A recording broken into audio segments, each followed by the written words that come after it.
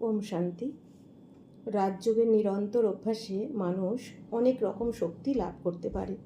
এই সকল শক্তি দ্বারাই মানুষ সাংসারিক বাধা বিঘ্ন অতিক্রম করে আধ্যাত্মিকতার পথে অগ্রসর হতে পারে। আজ মানুষ নানা প্রকার রোগ, শোক, চিন্তা ও দুর্ভাবনায় ডুবে আছে। এই সৃষ্টি ঘোর নরকে পরিণত হয়েছে। এই নারকীয় পরিবেশ থেকে মুক্ত হয়ে প্রতিটি মানুষ সুখ শান্তিময় স্বর্গীয় জীবনের দিকে যেতে চায়। কিন্তু এই নরক থেকে স্বর্গীয় জীবনের যাত্রাপথ বহু বাধা বিঘ্নের মধ্যে আকীর্ণ রয়েছে। কাম, ক্রোধ, লোভ, মোহ ও অহংকার এই পথে প্রধান বাধা হয়ে দাঁড়ায়। বর্তমান পুরুষোত্তম সঙ্গম যুগে জ্ঞান সাগর পরমপিতা পরমাত্মা শিব প্রজাপিতা ব্রহ্মার দ্বারা যে সহজ রাজযোগের শিক্ষা দিচ্ছেন তা ধারণ করলেই মানুষ 5 বিকাররূপী শত্রুদের জয় করতে পারে।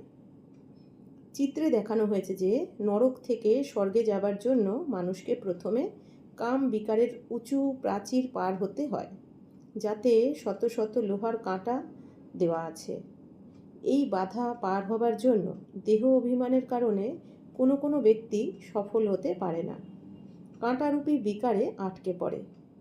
বিকারী দৃষ্টি, বৃত্তি অর্থাৎ ভাবনা ও কর্ম প্রাচীর পার হতে দেয় না।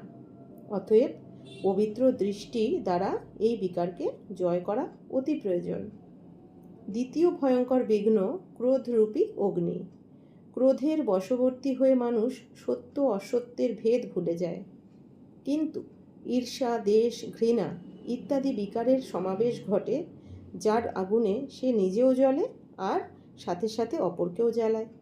এই বাধা পার হতে হলে নিজের স্বধর্ম অর্থাৎ আমি আত্মা শান্তস্বরূপ এই সত্য উপলব্ধি হওয়া অতি প্রয়োজন।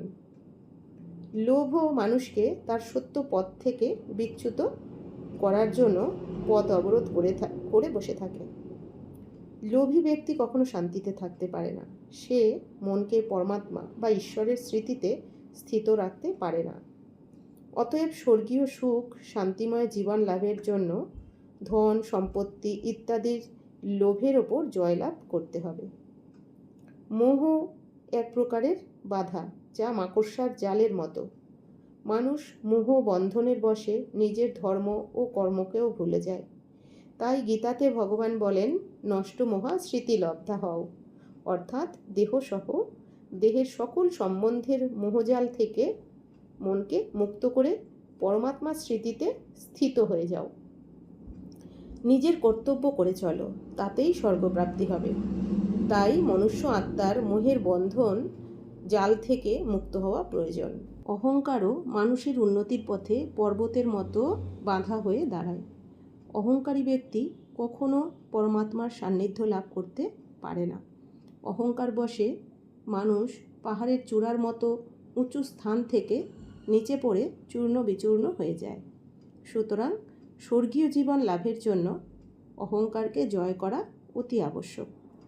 অতএব স্পষ্টই বোঝা যায়, বিকারের ওপর বিজয় লাভ করলেই মানুষ দৈব গুণ ধারণ করে দেবতা হয়ে সত্যযুগ বা স্বর্গে যায়। মানুষ মৃত্যুর পর বলে থাকে যে সে স্বর্গবাসী হয়েছে, কিন্তু এই কথা বলা সম্পূর্ণ ভুল। মৃত্যু হলেই সকলে স্বর্গে যায় না। তাই যদি হতো তাহলে এখানে অর্থাৎ পৃথিবীতে জনসংখ্যা কম হওয়া উচিত ও স্বর্গে ভিড় লেগে যাওয়া উচিত। মৃতের আত্মীয় স্বজনদের কারো মৃত্যুতে বিলাপ করা উচিত নয়। ওম শান্তি।